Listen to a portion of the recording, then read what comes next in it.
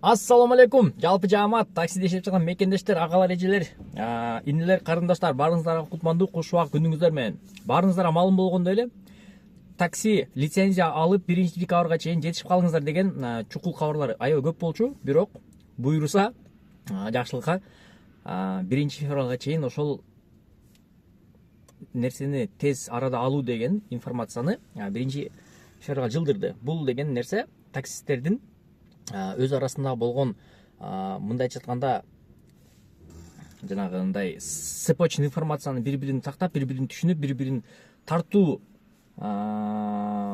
выводы ушундай болуп туруп, анан бияктан өкүлчүлүктөр, мындай айтканда вышестоящее руководство дегендер биз тарапка мындай айтканда көңүл буруп койду. Бул деген нерсе аябай жакшы жана мен ойлоймун ушундай биримдикте көптөгөн жетишкендиктерге жетишсе болуш керек деген дагы бир далил болду да. Бул общий жаңылыктардан.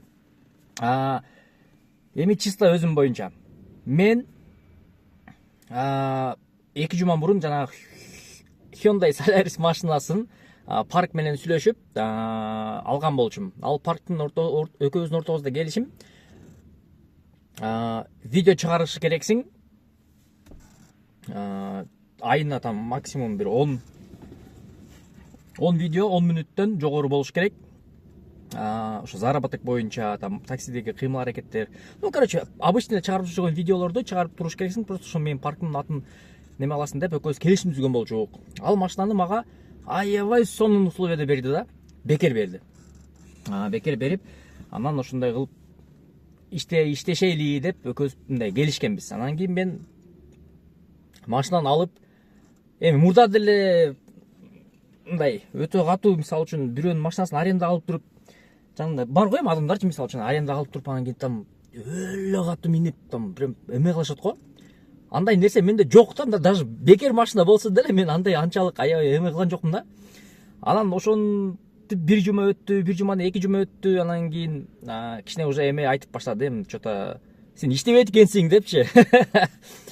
Иштебейт экенсиң, мен сага машинаны бекер берсем, иштебейт экенсиң дейт. Анан кийин эми ал ойлоптур да, мен машинаны алсам прям аттай чабам депчи. Нарага, берака, ал жака, бул жака там тындырбайт болуш керек деп ойлогон экен.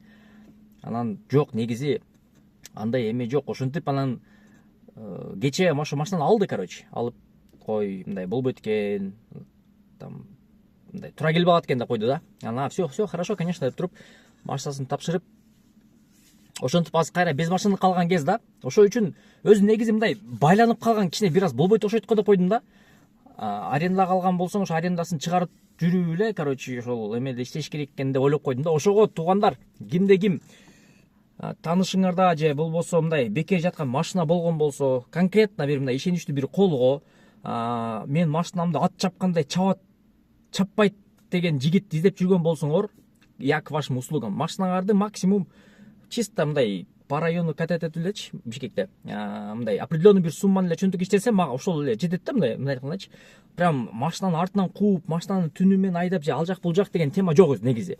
Ошол үчүн кимде ким ошондой машинасы болгон болсо, там чисто арендага берет элем ушундай деген болсо, кичине мага да бир выгодный условияда чалсаңар болот. Өзүмө элечи машина керек. Желательно бир санаты же капяты болсо жакшы экен. Бензин эмес, бензин бир аз эме болот экен. Ошого кимде машина болгон болсо чалып эме кылып коюңуздар, жардам көрсөтүп коюңуздар. Машинаңыздарды өзүм машинам айдаганда эле айдап, эч кандай мындай жаман жолдорго же тияка же бияка деген тема жок менде. Менде чисто ошол контент тартып, ошол контенттин үстүндө реклама тартып, ошентип эле иштеп жүрүш да. Машина бул эми чисто мындай для контента деп айтсам адашпасам керек да. Бирок машинаңар пробеги деле мындай көп эме болбойт да. Мисалы канча убакта берсеңер деле мындай ортобузда келишкен болсо акча боюнчачы, арендасы боюнча, значит бизге дагы сизге дагы аябай жакшы болот. Себеби деген мен машинаңызды кыйнабай айдайм, машинаңызды тияка бияка чабып айдабайм. Максимум күнүнө там от силы 180-200 км жүрүшүм мүмкүн, максимум да. Это прям предел болуп кетиши мүмкүн да.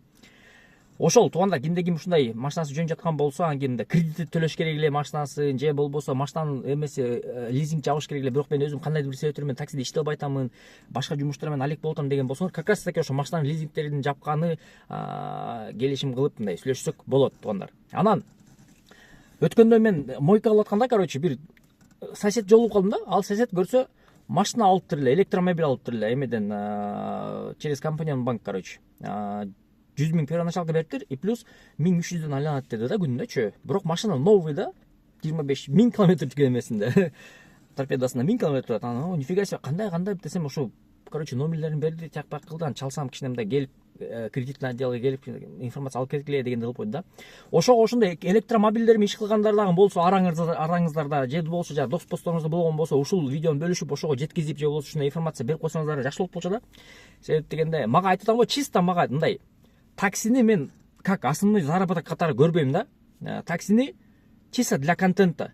Контент үчүн, плюс өзүмдүн чөнтөгүмө там күнүнө кичине мындай пачучам түшүп турса, мына нанга, чайга, анча-мынча нан менен майга да жетет. А так прям такси менен определенный бир жумуш кылып эме кылам деген ой жок да. Эгерде ошондой машиналар чыккан болсо, салам алейкум деп койгула, бияка номер калтырып коем. Баарыңыздарга чоң рахмат. Буйруса, пока что выходной. Ийгилик барыңыздарга.